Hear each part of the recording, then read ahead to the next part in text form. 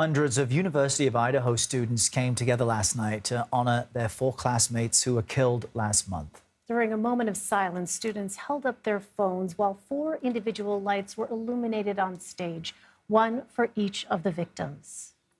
Let's bring in CBS News correspondent Lilia Luciano. As you see, she is in Moscow, Idaho, covering this story for us.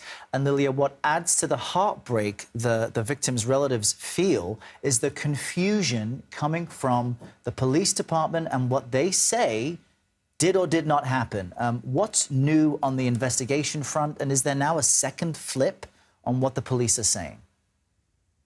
Here's, the most confusing thing about this investigation has been, what to believe or what to understand from what police say. Initially, as we all know, they had said there's no threat to the community. This was a targeted attack.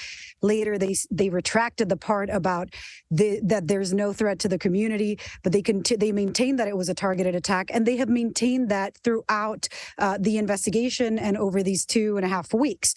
Now, the prosecutor who's looking into this case, a local prosecutor, told a media outlet that the students, one or more, were undoubtedly targeted.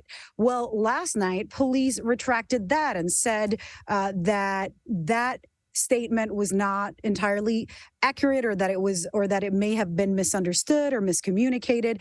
And so it seemed for a while like it wasn't a targeted attack.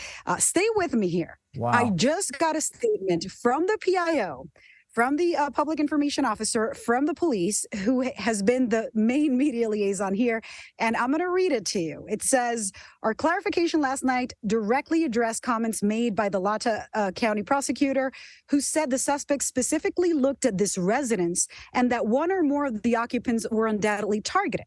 We remain consistent in our belief that this was indeed a targeted attack, but have not concluded if the target was the residence or its occupants.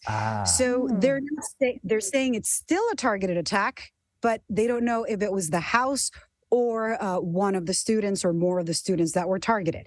The more time passes, the less we know, the less we understand. And it seems like the law enforcement here, the authorities here, might be having a hard time getting their messaging together, even though they have daily briefings.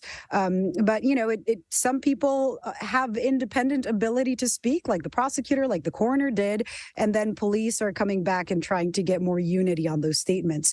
I think their main concern is if we give away too much information while we don't have a suspect, while we're not, zeroed in on one or more people, we might spook them. We might give too much information. It might impact the investigation and an ultimate prosecution.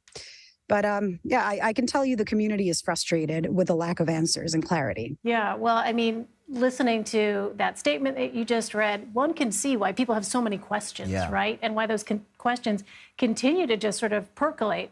One thing we know, this is such a high interest story. One of the victims' mothers spoke last night and delivered this message. Let's go ahead and listen to that.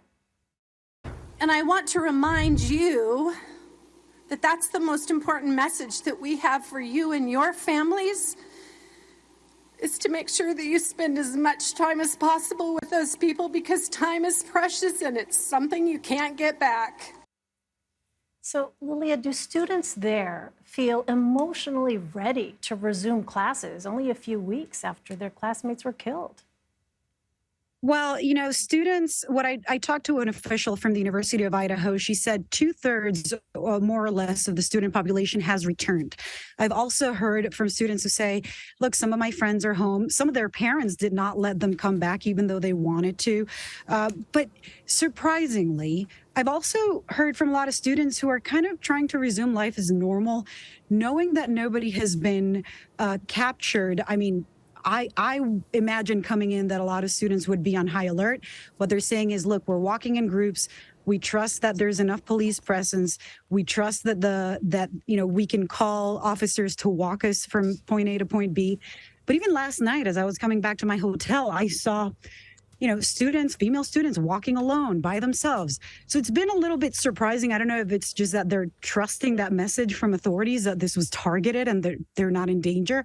But so 2/3 seems like a large number of students to come back to class, having the possibility of doing virtual learning when there's only 2 weeks left in school. I mean, some of them are using that clearly, but others are not. They're trying to get back to normal. And you think, what else can you do but sit and be worried, but try and get back to class and get back to your normal life? Lilia Luciano, great reporting. Thank you very much. Thank you.